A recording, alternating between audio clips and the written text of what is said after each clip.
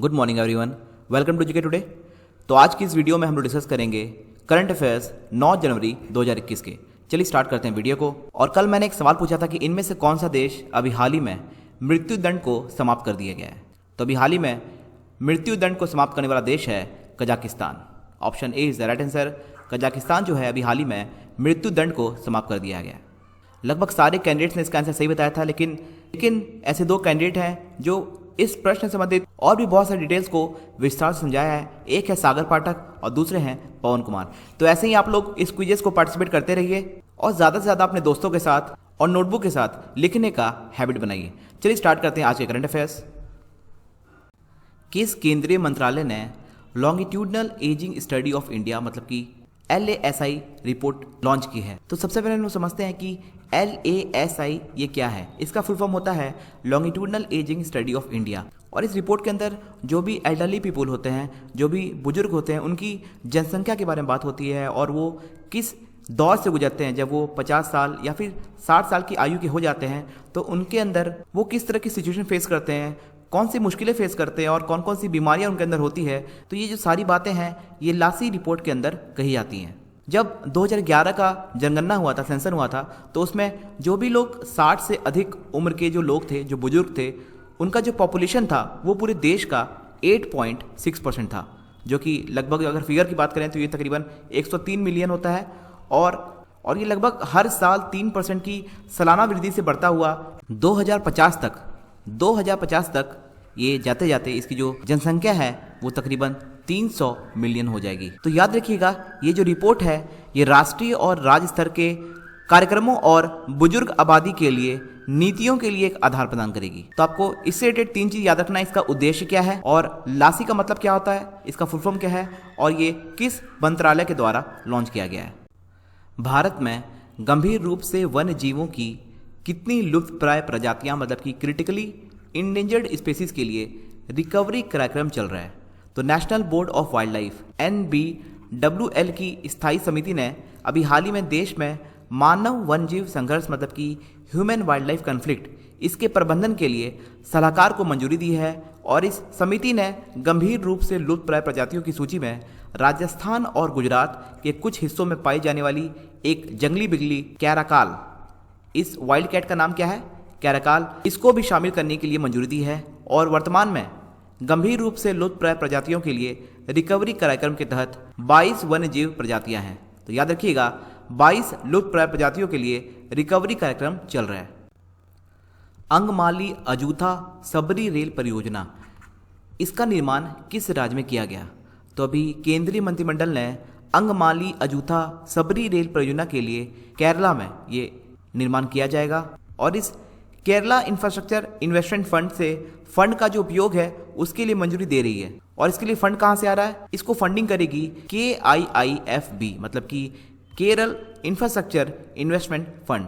Railway इस परियोजना के निर्माण और रखरखाव का कार्य करेगा, जबकि स्टेशन का जो विकास है वो सार्वजनिक निजी भागीदारी और एक विशेष उद्देश्य वाहन के माध्यम से होगा। और अभी केरल क्यों न्यूज में था? क्योंकि यहाँ के जो भी सरकारी कार्यालय हैं उनको ग्रीन टैग प्रदान करने की घोषणा की गई है। और अभी तमिलनाडु क्यों न्यूज में था? क्योंकि तमिलनाडु के अंदर अभी पहले उन्नत विनिर्माण केंद्र मतलब एडवांस्ड मैन्युफैक्चरिंग हब की स्थापना के लिए विश्व आर्थिक मंच मतलब कि वर्ल्ड इकोनॉमिक फोरम के साथ भागीदारी की है। साथ ही में तमिलनाडु में 14 निवेशकों ने विभिन्न औद्योगिक परियोजनाओं में 10,055 करोड़ रुपए से अधिक निवेश करने के लिए राज्य सरकार के साथ समझौता ज्ञापन पर हस्ताक्षर किया है। इसके साथ ही नासा जो है ये 3 तमिलनाडु के छात्रों द्वारा विकसित एक नैनो सैटेलाइट जिसका नाम है इंडिया सैट, इस सैटेलाइट को उप कक्षा में लॉन्च करेगा। और भारत की पहली जो महिला एम्बुलेंस ड्राइवर बनी है उनका नाम है M वीरलक्ष्मी, ये तमिलनाडु से हैं। और कुक्कुट अनुसंधान संस्थान ये तमिलनाडु के नमक्कल में स्थापित किया जाएगा। और महिलाओं को ऋण देने में प्रधानमंत्री मुद्रा योजना की सूची में तमिलनाडु जो है ये सबसे ऊपर है, रैंक 1 पे है। और अगर आपसे मत्स्य उत्पादन के लिए मतलब कि फिश प्रोडक्शन की अगर बात करें उसमें भी तमिलनाडु जो राज्य है ये टॉप पे है। इसने भी हाल ही में गुजरात को पीछे छोड़ दिया है। किस उच्च न्यायालय ने हाल ही में किसी भी ईश्वर के नाम का उपयोग करते हुए किसी भी वस्तु के विज्ञापन को अवैध करार दिया है? तो अभी टीवी के अंदर बहुत सारे एड्स आते हैं कि अगर आप ये लॉकेट पहन लोगे, ये तावीज़ पहन लोगे, तो आपकी जो ये सारी मुश्किलें हैं वो दूर हो जाएंगी। तो ईश्वर के नाम का उपयोग करते हुए ऐसे किसी भी वस्तु के विज्ञापन को बॉम्बे हाईकोर्ट ने अवैध करार दिया है। याद रखिएगा कि अभी हाल ही में जे.एस. बनर्जी को मद्रास हाईकोर्ट का चीफ जस्टिस बनाया गया है, और जे.एस. मुरलीधर का पूछे तो जे.एस. मुरलीधर को अभी उड़ीसा हाईकोर्ट का चीफ जस्टिस बनाया गया है, और पंकज मित्तल को जम्मू एंड कश्मीर और लद्दाख यूनियन टेरिटरी का चीफ जस्टिस बनाया गया है। इसके साथ ही अभी हाल ही में तेलंगाना के भी नए चीफ जस्टिस बने हैं। कौन है वो? उनका नाम है हेमा कोहली। अभी हाल ही में कौन सा देश ब्रिक्स बैंक, मतलब कि जिसका नाम है न्यू डेवलपमेंट बैंक, समझौते के तहत अपनी किस्त अदा करने में विफल रहा है? तो जो ये फंडिंग करता था ब्रिक्स बैंक के अंदर, उसे ये 2 इंस्टॉलमेंट में अभी पूरा नहीं कर रहा है। तो ये हम बात कर रहे हैं ब्राज़ील की। ब्राज़ील के अर्थव्यवस्था मंत्रालय ने घोषणा की है कि वह न्यू डेवलपमेंट बैंक को अपनी पूंजी की किस्त अदा करने से चूक गया है, जब 2015 में ब्राज़ील, रशिया, भारत, चाइना और दक्षिण अफ्रीका, जिसको हम लोग ब्रिक्स कहते हैं, इनके द्वारा यह ब्लॉक शुरू किया गया था। इस दौरान ब्राज़ील ने 7 किस्तों में बैंक को पूंजी देने में योगदान करने के लिए सहमति व्यक्त की थी, और अब जो है ये ब्राज़ील ने $350 मिलियन की कुल 2 बकाया किस्तों को डिफ़ॉल्ट कर दिया है। और ब्राज़ील की कैपिटल क्या है? ब्रासिलिया। यहाँ की करेंसी है ब्राज़ीलियन रियल, और जो प्रेसिडेंट हैं उनका नाम है जैर बोल्सोनारो। अभी जो इंडिया और ऑस्ट्रेलिया की टेस्ट मैच की सीरीज चल रही है ऑस्ट्रेलिया में, इस टेस्ट मैच में अधिकारी के रूप में करने वाली पहली महिला किस देश से हैं? इनका नाम है क्लेयर पोलोसाक।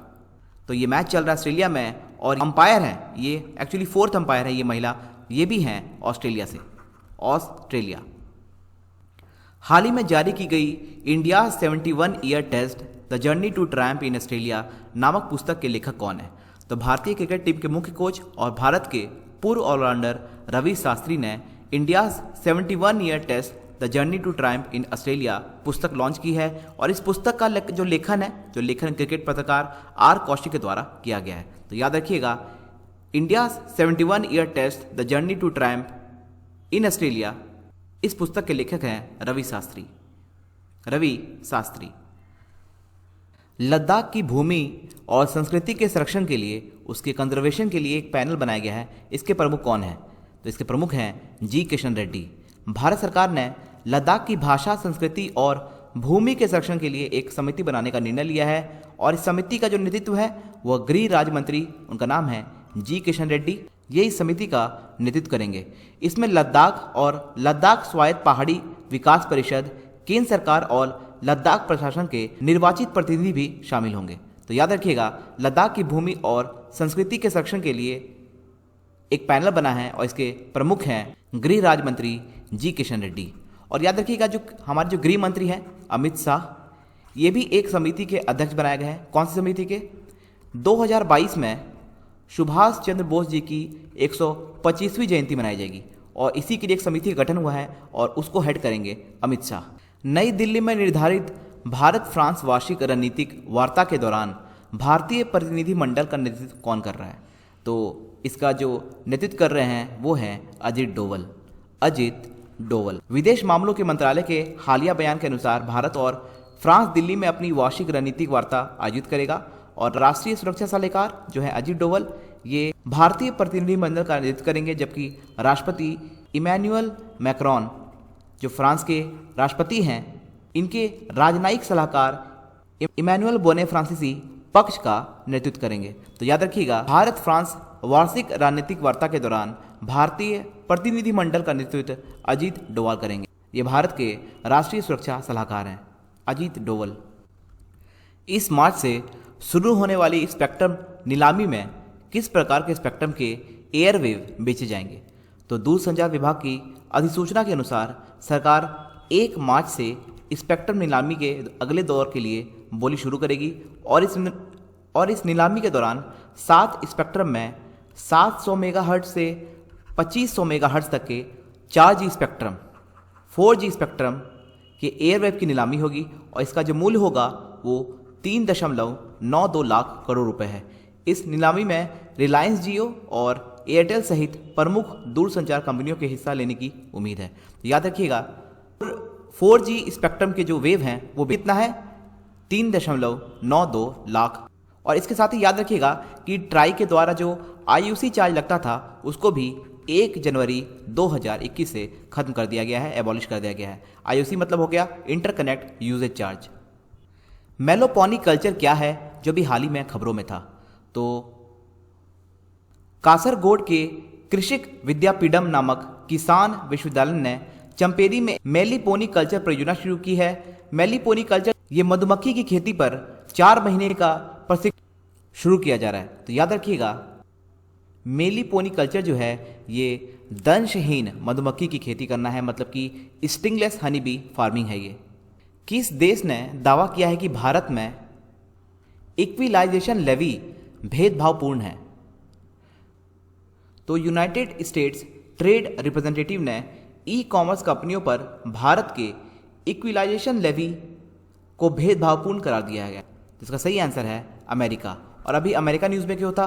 क्योंकि यहाँ के जो प्रेसिडेंट हैं जो बाइडेन और जो वाइस प्रेसिडेंट है कमला हैरिस, इन्हें टाइम मैगजीन के द्वारा best person of the year का अवार्ड मिला है।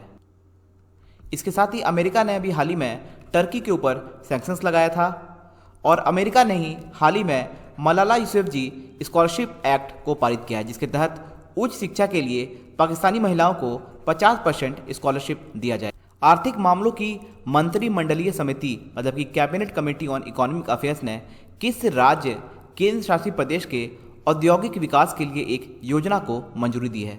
तो आर्थिक मामलों की मंत्रिमंडलीय समिति ने जम्मू कश्मीर के औद्योगिक विकास के लिए एक योजना को मंजूरी दी है। उद्योग और आंतरिक व्यापार संवर्धन विभाग मतलब कि DPIIT ने एक केंद्रीय क्षेत्र की योजना के लिए ये प्रस्ताव दिया था। अब इसे 17 वर्षों के लिए 28,400 करोड़ रुपए के कुल परिव्यय के साथ अनुमोदित किया गया है। तो याद रखिएगा आर्थिक मामलों की मंत्रिमंडलीय समिति ने जम्मू कश्मीर के औद्योगिक विकास के लिए एक योजना को मंजूरी दी है। और जम्मू कश्मीर से ये भी याद रखिएगा कि यहाँ पे एक योजना स्टार्ट हुआ है, उसका नाम है सेहत योजना। कानूनी इकाई पहचानकर्ता मतलब कि लीगल एंटिटी आइडेंटिफायर LEI, जिसे हाल ही में खबरों में देखा गया था, इसमें कितने अंक होते हैं? तो भारतीय रिजर्व बैंक ने 50 करोड़ रुपए और उससे अधिक मूल्य के भुगतान लेन देन के लिए लीगल एंटिटी आइडेंटिफायर प्रणाली शुरू करने का निर्णय लिया है। और LEI एक 20 अंकीय संख्या है। इसमें कितने अंक होते हैं? तो ये होते हैं 20। और इसका जो उपयोग है ये विश्व स्तर पर वित्तीय लेन देन करने वाले संस्थाओं की पहचान करने के लिए किया जाता है। तो याद रखिएगा लीगल एंटिटी आइडेंटिफायर के अंदर जो संख्या है वो है 20। और जो इसकी स्थापना है ये 1 अप्रैल 1935 को reserve bank of India act 1934 के अनुसार हुई थी। शक्तिकांत दास जो हैं वो भारतीय रिजर्व बैंक के वर्तमान गवर्नर हैं। और डिप्टी गवर्नर कितने हैं? 4। एक है MD पात्रा, दूसरे हैं MK जैन, तीसरे हैं BP कंगाव और चौथे हैं राजेश्वर राव। रेवाड़ी मदार सेक्शन जिसका हाल ही में उद्घाटन किया गया था, ये किस औद्योगिक गलियारे का एक हिस्सा है? तो प्रधानमंत्री नरेंद्र मोदी ने रेवाड़ी मदार खंड का उद्घाटन किया जो पश्चिमी समर्पित फ्रेट कॉरिडोर का एक हिस्सा है। तो याद रखिएगा पश्चिमी समर्पित फ्रेट गलियारा मतलब कि इसका ये एक हिस्सा है। रेवाड़ी मदार खंड हरियाणा और राजस्थान में स्थित है और इसमें 9 नवनिर्मित समर्पित फ्रेट कॉरिडोर स्टेशन शामिल हैं। इस लॉन्च के साथ क्षेत्र के कई उद्योगों को सहज कनेक्टिविटी का लाभ मिलेगा। तो याद रखिएगा रेवाड़ी मदार सेक्शन जो है ये पश्चिमी समर्पित फ्रेट गलियारा का एक हिस्सा है। नीति आयोग के हालिया बयान के अनुसार महामारी के कारण किस देश को सबसे अधिक आर्थिक लाभ? तो नीति आयोग के विशेषज्ञों के अनुसार विश्व स्तर पर महामारी के कारण चाइना को सबसे अधिक आर्थिक लाभ प्राप्त हुआ है। विशेषज्ञों ने यह भी कहा है कि भारत के लिए आर्थिक सुधार धीमा होने की संभावना है और उन्होंने वित्त की स्थायी समिति को बताया कि कई विनिर्माण इकाइयों को चीन से बाहर जाना चाहिए। आप कमेंट बॉक्स में ये लिख के बताइए कि नीति आयोग के चेयरमैन कौन है, वाइस चेयरमैन कौन है और CEO कौन है। विश्व खाद्य मूल्य सूचकांक किस संगठन ने जारी किया है? तो संयुक्त राष्ट्र की खाद्य एजेंसी मतलब कि फूड एग्रीकल्चर ऑर्गेनाइजेशन खाद्य और कृषि संगठन ने विश्व खाद्य मूल्य सूचकांक जारी किया है और इस नवीनतम संस्करण के अनुसार विश्व खाद्य कीमतों में दिसंबर में लगातार 7वें महीने वृद्धि हुई है। चाइना को छोड़कर खाद्य सूचकांक की सभी प्रमुख श्रेणियों में तेजी दर्ज की गई। तो याद रखिएगा, विश्व खाद्य मूल्य सूचकांक FAO के द्वारा लॉन्च किया गया है।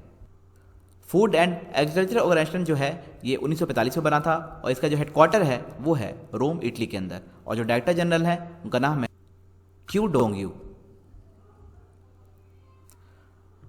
और यहाँ पे कुछ ऑर्गेनाइजेशन है उससे रिलेटेड हेडक्वार्टर्स है। आप चाहे तो वीडियो को पॉज करके इस ऑर्गेनाइजेशन और उनके हेडक्वार्टर्स को एक बार देख सकते हैं।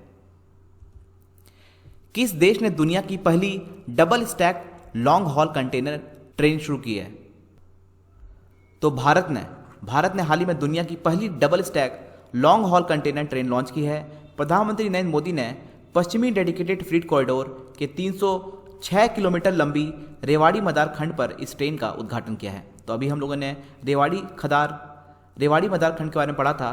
इस प्रकार की एक ट्रेन 270 उच्च क्षमता वाले ट्रेलर ट्रकों के बराबर माल ढुलाई कर सकती है। भारत ने दुनिया की पहली double stack long haul container train शुरू की है। भारतीय रिजर्व बैंक द्वारा हाल ही में स्थापित की गई शैक्षणिक सलाहकार परिषद के अध्यक्ष कौन है? तो भारतीय रिजर्व बैंक के द्वारा स्थापित की गई शैक्षणिक सलाहकार परिषद के जो अध्यक्ष बने हैं उनका नाम है NS विश्वनाथन। बसवेश्वर किस भारतीय राज्य का प्रसिद्ध राजनेता संत है? तो ये है कर्नाटक का। ये कर्नाटक के प्रसिद्ध राजनेता संत हैं और कर्नाटक से रिलेटेड आप इन कुछ पॉइंट्स को ध्यान रखिएगा। यहाँ के जो CM है उनका नाम है BS येदियुरप्पा और जो गवर्नर हैं ये हैं वजुभाई वाला। यहाँ पर रिसेंटली एक नेकार सम्मान योजना की शुरुआत हुई थी। किसके लिए? हैंडलूम वीवर्स के लिए, मतलब कि बुनकरों के लिए। और यहाँ पे पथमित्रा ऐप और मेक संदेश ऐप को लॉन्च किया गया था और साथ ही में कोरोना वैच ऐप भी यहाँ पे लॉन्च किया गया था। इसके साथ ही यहाँ पे 2 बांध बहुत इंपॉर्टेंट है, एक है अलमाटी बांध और दूसरा है कृष्णराज सागर बांध। अलमाटी बांध जो है ये कृष्णा नदी पर बना है और कृष्णराज सागर बांध जो है ये कावेरी नदी पे बना है। और आपके लिए आज का सवाल है, पश्चिम बंगाल में जल परिवहन में सुधार के लिए कौन सा संगठन $105 मिलियन का ऋण प्रदान करेगा? Asian development bank, AIIB, world bank या फिर इंटरनेशनल मॉनेटरी फंड? तो मिलते हैं आपसे अगले वीडियो में। Thank you for watching. Have a nice day.